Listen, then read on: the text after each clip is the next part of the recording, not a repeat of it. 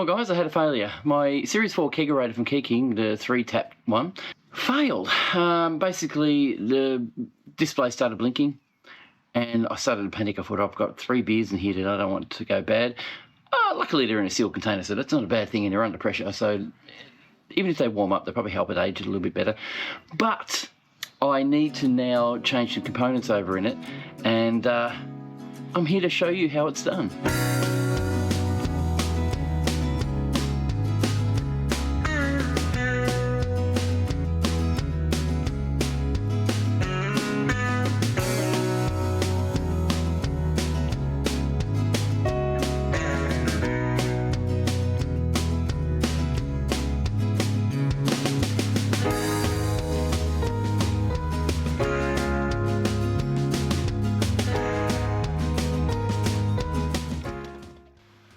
So a couple of days ago, I was sitting at my computer editing and the wife yelled out, "Hey Pierre, your Kegerator's doing something weird."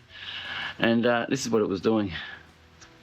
So a little bit disappointing, but I got a bit panicky. I thought, oh my God, everything's going to go warm, it's going to go to crap. Hopefully it doesn't. And decided to contact Keg King through email and tell them about the problem. And they said, oh, we've got a solution for that. It's just unbelievable how quickly they responded and worked it out. Anyway, Daniel down there from Keg King quickly sent me some products that were available to repair these things when they do fail. Now, these fridges are really, really good. Had no problems with them. They've had them for such a long time now. They actually have new models, new products out there that work just as good. But the problem was that it's 4 years old, and I have abused it a little bit. There's been a fair bit of beer going through it, and it's had some hard work. So a bit of moisture must have gone up into the circuit board. This is what I'm going to show you today. Is I'm going to pull all of the little parts that are available on this fridge and show you how it's done. Okay, so the first thing I need to do is I need to remove the circuit board. So hopefully you guys can see me here. I need to undo these screws. The circuit board's up here. I need to replace this one. Here's the parts that were sent to me. This is the temperature probe that needs to be replaced. And this is the main control circuit board for the Kegerator. This bloke is going to replace the one that's failed. So that's the first thing I'm going to do, is actually replace this bit. All I need to do is undo some screws that are under here. There should be 3. One there. One there. Oh. Now I've got to get some light because this is just terrible. One there. What a great excuse, hey, to actually clean this fridge out. Oh my God, hang on, I'm just gonna get some light. Okay, so I've changed my angle here. I've got a good light going on now. Hopefully you can see a bit better. So this panel here comes out. There's probably more screws, but we'll just drop that down. Should just pop out like that, just like that, nice and easy. And now we should be able to see our circuit board. So just under here, we have one screw here and another one on this side. I'm going to undo that, and I should be able to just unplug it from that little ribbon.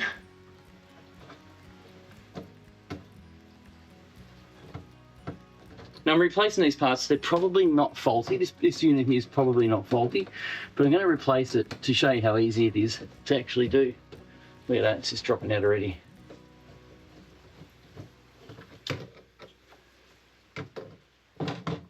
Here's how easy it is. You just unplug the little plug. You have to wiggle it a little bit and it will pop out.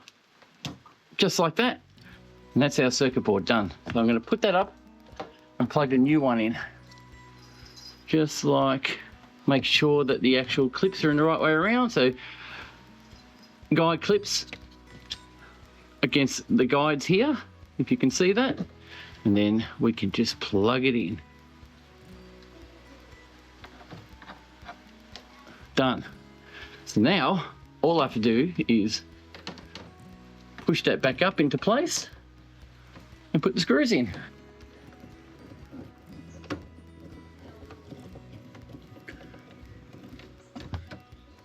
You can't see me putting that in. Make sure the buttons press. Yep, we're good. Now I'll pop that plate back on because we're not going to need to access that panel anymore. There's no moisture in there or dampness, which is great. So it's probably not faulty, but I'll put it in anyway because I've got it. We'll tuck that out of the way so it doesn't get jammed up. Just like that.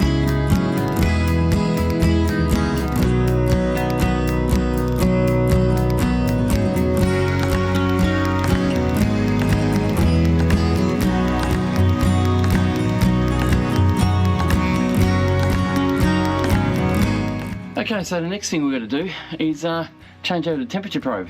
Now this little bloke is very easy to get to, I'll show you. So basically, behind this cap, it shouldn't have been that easy, but it was, is our temperature probe. That's it there. I just got to unplug it, and you can see, oi, that's it there, it's the old one. Now this one has, it's just a little bit different. I'd say it must have been an upgrade, hopefully it's something like that. I'm just going to plug it straight in. Just like this. Throw it back into where it's supposed to go, run it around so it's secure in its holder. That's better, it's holding in nicely. Pop the cap back on, just like that. And that's the temperature probe changed over, ready to go. I won't throw it away, I'll put it aside. Now, what we're up with next is the power module.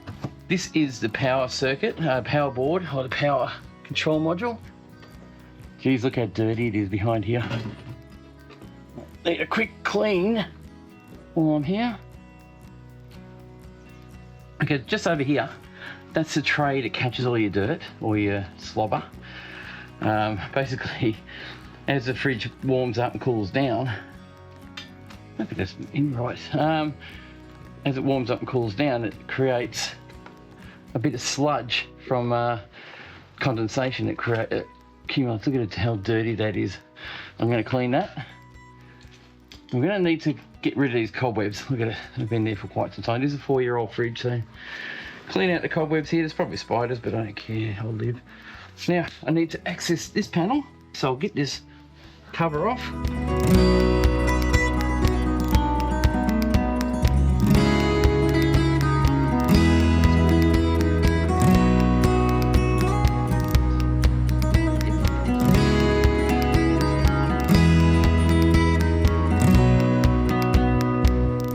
This is the control box. I probably didn't have to undo. Oh yes, I did have to undo that. Pop that little controller in. That's it there. So here's the cabling. There's nothing live here. There's a couple of capacitors. So well, just they're not big capacitors. They're not going to blow you up or anything like that. Just don't stress about that. I'm going to unplug these. So pull them out one by one, just so we can get better access. The power side, you need to unplug it by pressing a little lever down here, if you can see that. And same as this side. That's our power module. That's the old one. I'm going to change it over because it could be faulty. Don't know, it doesn't really say if it is or not, but it's not a big deal. I'll show you how to do that in a sec. Next bit I have to do is just unscrew the module. This is so easy. Guys, you wouldn't believe it. If you have a little bit of a fault, it happens. It could be moisture, it could be anything. These things are not expensive. I'll put the prices up later for you. And very easy to replace if you need to. This should get my fridge running again. So there you go. Doesn't look like anything's burnt or damaged. Looks all right to me, but I'm going to change it anyway because I've got one. Now, I've seen refrigerators with damage before, and it's always been the relay, not the power module that's caused it. They normally come out black. But that guy looked really good. There's the new version. It's got a whole new, what's it called? A high cube. That one's called a Zettler. So 2 different units. This one's the old one. That one's the new one. So they've got a few component differences. Back of it has some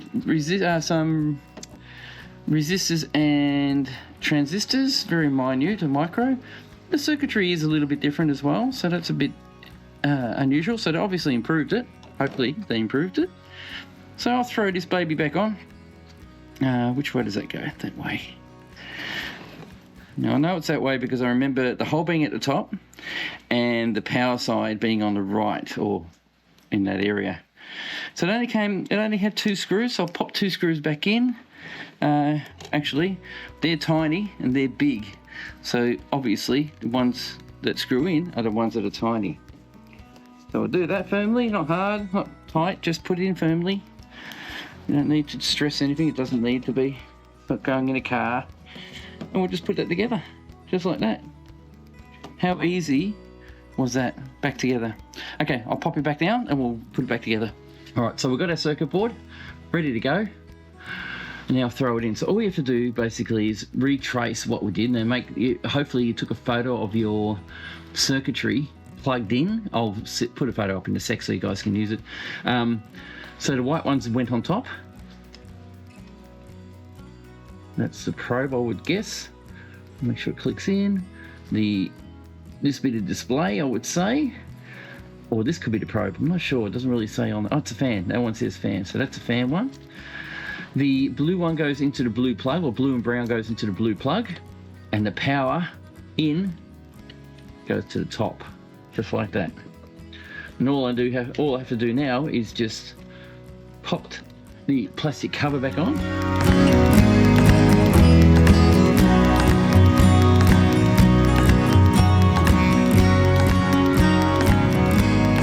Okay, so the cover's on, a bit of mucking around, but it got there.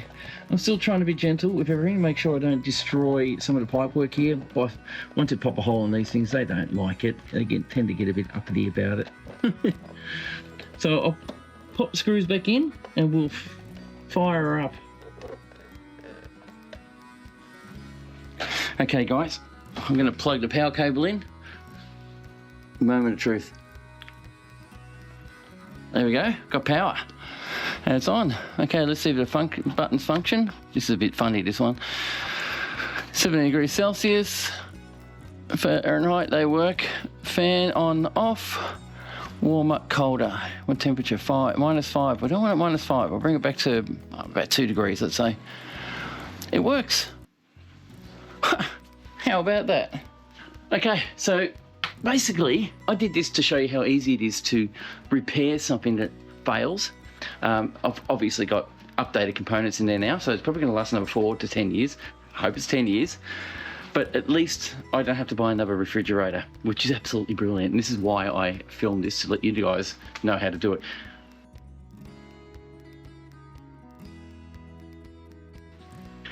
There is something that you probably don't know about. These guys have a tray. They're stainless tray. So when you're cleaning these fridges, I would suggest taking the tray out, cleaning underneath it.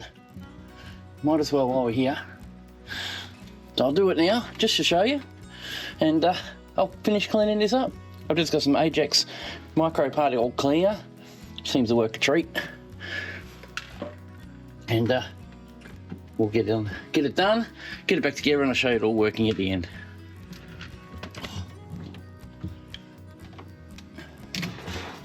Look how dirty that is under there. You now you know why you should clean it.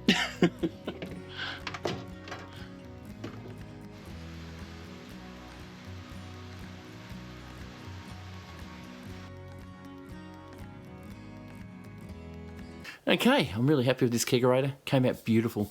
Everything seems to be working really well. I've set it to 2 degrees Celsius. It's gone down to 3 degrees Celsius in the kegs, so that's working really well. I poured myself a couple of beers from the kegs. The kegs are stale. They're gone funny. They sat around for about a week and a half before I got around to actually repairing this fridge. So I'm going to dispose of the beers. It's just inevitable. I'm going to have to get rid of them. In any case, I do have 3 other kegs sitting waiting to go into this Kegerator, so I'm going to pop them in very soon, and that will be that. I'd like to thank Keg King, Daniel especially from Keg King, for sending me these parts for free. Now, just remember, I don't get paid for this. They don't give me any money for this. I'm just making a video to help you guys out and show you how easy it is to actually repair, and hopefully you get something out of it. I'll leave a link down below for the parts that are available for your Kegerator if you have a Series 4 Kegerator, and hopefully they'll help you out if your Kegerator fails as well. Just electronics, just happens. That's just how it is. Thank you very much, guys, for watching. Thanks for subscribing. Thank you to the Patreon members for supplying the funds to be able to make videos like this. I know I got these parts for free this time around. But normally I would have to pay for something like this, and I didn't have to this time. I'm really, I have a lot of gratitude for that. Guys, cheers. Have a great one.